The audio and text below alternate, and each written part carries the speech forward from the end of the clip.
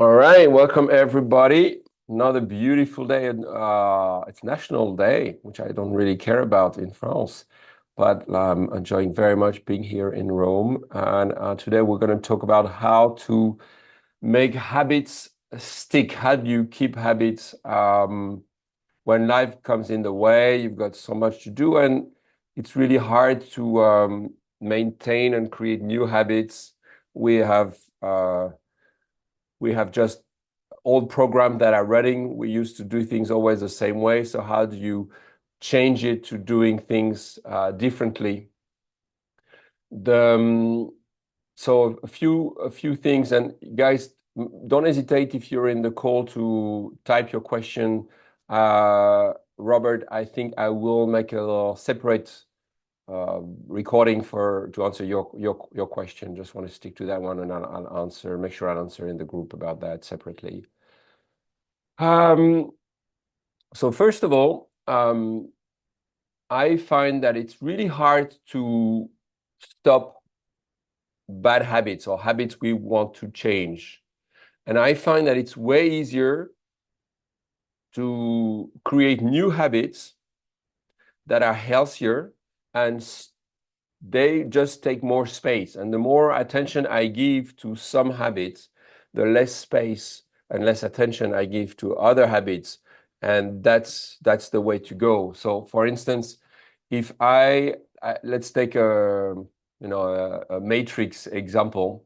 If everybody's meeting at 10 o'clock at the coffee machine to smoke a cigarette and drink coffee, and I want to stop smoking cigarettes, I have to understand, what do I get out of this routine? What do I get out of this habit? That's the secret. And mostly, let's say, if people are gathering around the coffee machine and they are smoking, and what's happening is also maybe they are gossiping about what's happening in the world or what's happening in the office. And I love this togetherness. I love this moment where everybody is there, and it's not really the cigarette or the coffee machine that matters, but is the moment of togetherness that happens during the coffee break. So if I say, okay, I'm going to stay at my desk and I'm going to just work, that's going to be really hard. What's way easier is to replace that habit by another habit. So let's say, okay, let's spread the information in the office that now I will be gathering in the patio with an apple every day. And now I find 2, 3 other people who are also not wanting to smoke cigarettes and have a coffee. And then we will gather in the patio and we'll have an apple together, but we can still gossip the same way. So you have to understand, what do I get out of this? And that's the reward. So you've got the trigger, you've got the reward, and then you've got the habit. So the trigger is, oh my God, it's 10 o'clock. I feel I need a break. I want to connect with other people. The reward is the chit chat with everyone. The habit can be replaced easily. You can replace the cigarette and the coffee by the apple in the patio, because what you really want out of this is the togetherness. This is very important, guys. It's not a small thing, because this is also the answer to addiction. Most people, they don't understand addiction, and they consider that there is something wrong with, let's say, drinking alcohol, or again, smoking cigarettes, or whatever is your addiction. But we all addicts. Maybe I know some of you in this group, they will paint, and something's wrong, and they will go and they will paint.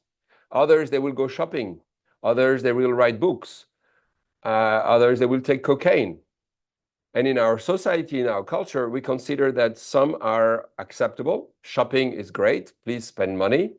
And others are not okay. Alcohol and drugs. And in my country, alcohol was very welcome, because it was part of the big industry and was encouraged, and there was a whole culture. We even had the president at one point, Jacques Chirac, who was on TV with a glass of wine and a cigarette. That's in the 80s, because there was a big lobby of cigarette companies and alcohol companies, and there was nothing wrong with alcohol and cigarettes because it was part of the economy. So our opinion on what is good and what is bad is very much biased by, the culture we live in. And so an addiction is something that you do compulsively and you bear some negative consequences, but you cannot stop it. Yeah. So the idea is not to think, oh, what's wrong with the addiction? Because that's often, I'm actually working on a project to open a detox and rehabilitation center in Bali. So we'll welcome drug addicts and alcoholics and help them in a sustainable way for a few months every day. And the secret, from my understanding, and that's the work of Gabor Mate, is to change the mindset and to understand what's right with the addiction. What's the trigger that makes me want to use?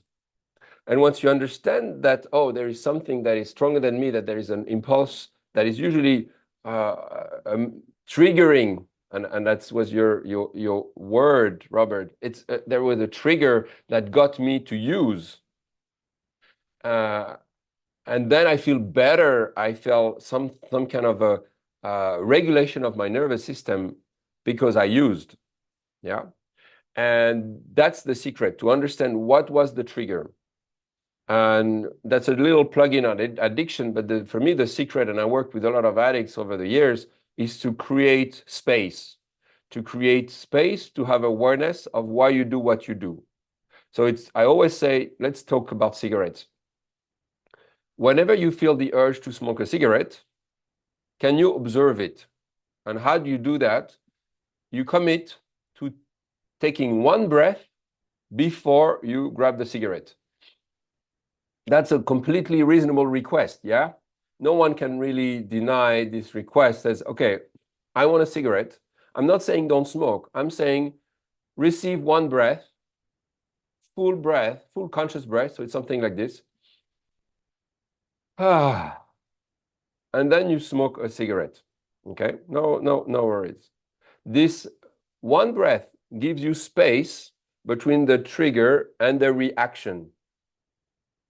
And you're able to witness yourself in that moment as, oh, wow, I'm getting overwhelmed, I'm getting annoyed, I can't deal with this, and I need something to pace myself, I need something to pace myself. Okay, I need a cigarette. I can't deal with it. My nervous system gets overwhelmed. And you observe it. And then eventually, if you feel that you're okay to do that, you add a second breath. Okay, can you add a second breath between the trigger and the response? And observe it. And before you know it, you stack breath, and you will have 5, maybe 10 breaths between the moment you felt, oh my God, I can't do this. I want to run away. I want to open Netflix. I want to eat something sweet. We all have it. We all have something that we use when we're feeling overwhelmed to pace ourselves, to regulate ourselves. Okay, which we would like to stop, but we can't stop. Observe it. Can you become the observer? Can you recognize that there is a trigger? Robert was saying, oh, what happened when you're with your parents? Of course, they put all the buttons. So it's, of course, you're going to be triggered every time, every 5 seconds when you're with your parents. Can you observe it? Can you create distance with yourself? When you do that, all of a sudden, you're already able to appreciate that what you are dealing with has nothing to do with the present moment. It's something from the past that is coming back. And if you're able to observe it, you're able to appreciate the parts of you that needs a cigarette in order to be okay. So all of a sudden you appreciate the cigarette that is doing something great for you, that allows you to be functioning. Yeah. And this is the secret. Once you are able to have that appreciation, no more judgment, no more shame, no more guilt, but appreciation, yeah, for the part of you that wants a cigarette, then all of a sudden you give space to that little child that got wounded, that didn't have the tools at the time, that was completely dysregulated, and didn't know how to handle himself or herself, and over the years developed some coping mechanism. And you start to heal the wounds of that little child that got wrong. And that's it. The more that part gets space, the more it feels heard. You can parent yourself. You can come back and say, you know what? Of course you acted the way you acted and you developed the habits you needed to develop because what happened was wrong. What your parents did was wrong. There is no need to justify. There is no need to have compassion and awareness. It's just having a full adult. If you are an adult witnessing this situation, you would say to this parent, the way you parent that child is wrong. Okay, so there needs to be a space where you actually you can be angry, you can be resentful, you can have sadness, you can feel what you need to feel that you didn't allow yourself to feel at the time, because your parents cannot be wrong when you're 3-year-old, when you're 5-year-old. They are gods. So you just blame yourself. My parents cannot be wrong. It has to be me. There's something wrong with me. That's the root cause of addiction. That's the root cause of those habits. So now, that's to give you a bit of context of why we do what we do. So that's why habits are so important, so healing, because you're diverting your attention to something else. There is a strong power in distraction. Distraction is really powerful. So now I'm going to put my awareness on meditation, on breath work, on conscious movement.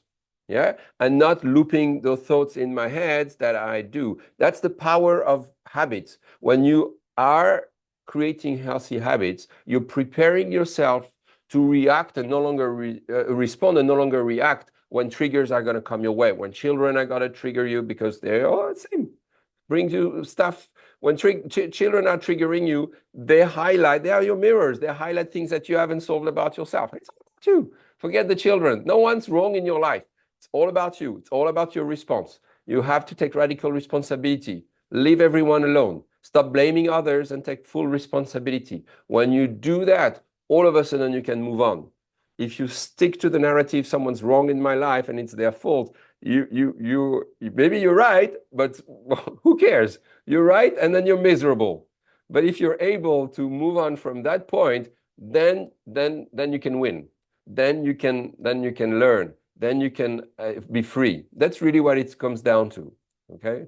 So now, knowing the loop of habits and how they work between the trigger, the reward, we need to apply the same.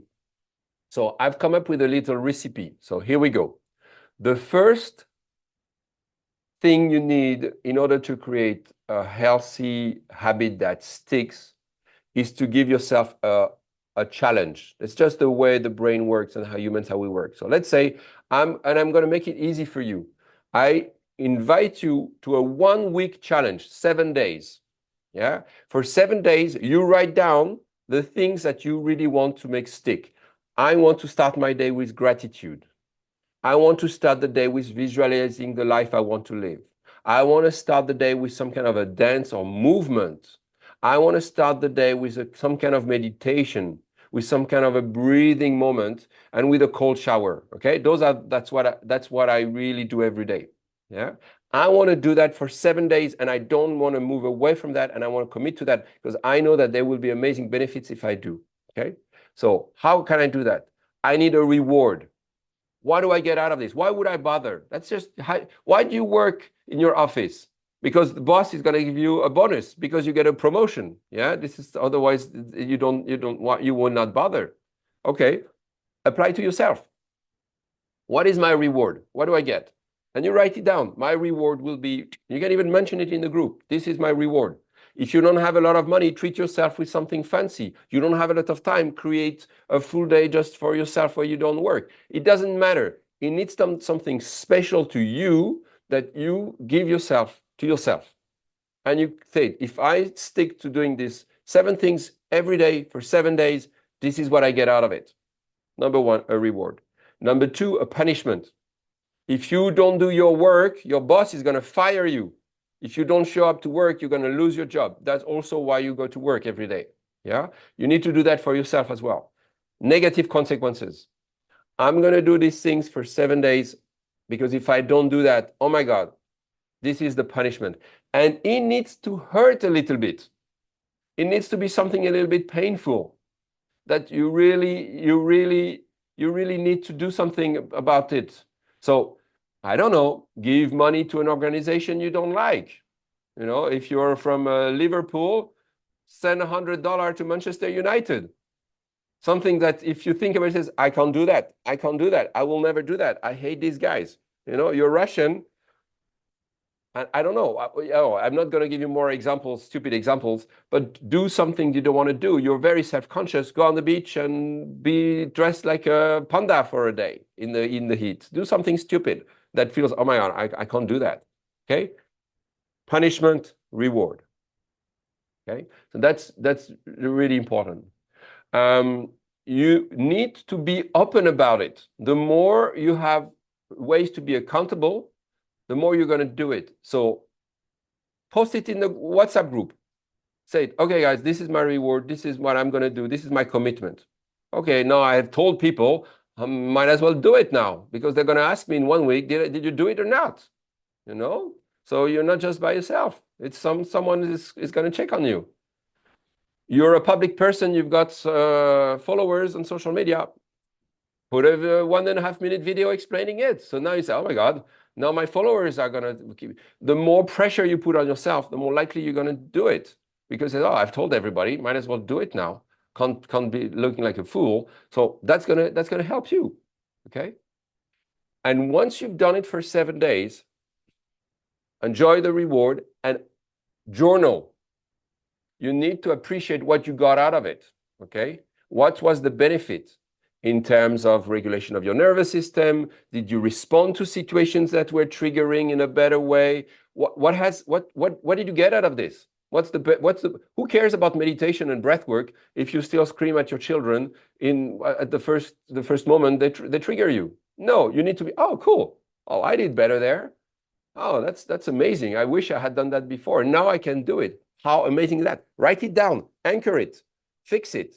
Okay, now I'm getting somewhere. Now this whole habit thing makes sense, you know? And I really want to bring back the topic in our WhatsApp group on that, because I think we're going into fasting all the time and everybody's proud of 24 hours. Who cares? What's the point? I want you to make radical changes in your life. And it's not because you have fasting 3 days that anything's going to change. No, you need every day to have those things anchored and to see the tangible benefits on everyday life when things are coming your way. That's the point. Yeah. So let's bring the conversation back on that. Okay. And once you've done your 1 week, then you do another week. And then you actually do your next challenge for 2 weeks, 15 days. Okay. And if you've done it, you do another 7 weeks. The more you do things consciously, the more you are changing the program and they become unconscious. Your mommy told you, brush your teeth in the morning. She told you enough times, so eventually you don't think about it. You get up in the morning and you brush your teeth. You don't have to think about it. It became just an unconscious practice. It's okay. First time you had to drive your car every day, and it was really challenging. And now you can put a podcast, talk to your friends, and think about something else. The car is automatic. Habits are the same. You want to do it enough time until you don't have to worry about it. It's just you can't get up without doing your meditation. That's the secret. 1 week challenge, then a 2 week challenge, then a 7 week challenge, and then it's anchored. Then you don't have to worry about it. Okay, last little tip. And this is, all these things are studied and established. I don't make it up, yeah? The last one is this one. Get yourself a bracelet. Yeah? And you put your bracelet on, a new bracelet. You put your bracelet on the first day of the challenge. And say, okay, by putting this bracelet on, I take on the challenge for 7 days. It's going to be a reminder every time you see it, says, oh, whoa, I have a commitment here. And if you fail 1 day with your commitments, okay, well, you take out the bracelet and you change arm. You put it on the other side. Your challenge starts now. So after 3 days, I failed, I didn't do it. Okay, I start from 0. And now again, I have that. So you have this now little physical reminder that you carry on you that you bought specifically for it. That's going to be there and remind you on that. Oh, I'm at day 6. I'm at day 5. I'm getting there. Yeah, and this is gonna really help you. That's it. That's the secret of habits. And again, this will this will change your life. This is not a small thing. This is how you solve all your problems. Because with this, you are getting tools to change the program. You've been programmed for the first 7 years of your life, and for all your life, you've been running a program. You, me, everyone. This is a secret. There's not a lot of ways you can change adults. Adults, very hard to change those guys. This is the way to change adults. So I hope that's helpful to you guys. There's tons of benefits of doing, my breathing technique or a longer program, like a half an hour breathing routine, so that you really have also ways to change your brain waves and slow it down and enter theta brain waves during those meditation and those breath work. So in those theta brain waves, your visualization gets really integrated, your mantras, your affirmations, you get anchored. So this is a puzzle that I'm giving you, and you piece it together, you really have a well-studied, established, scientifically backed approach to changing adults. So I hope you receive that and enjoy it, my friends. So thank you for listening.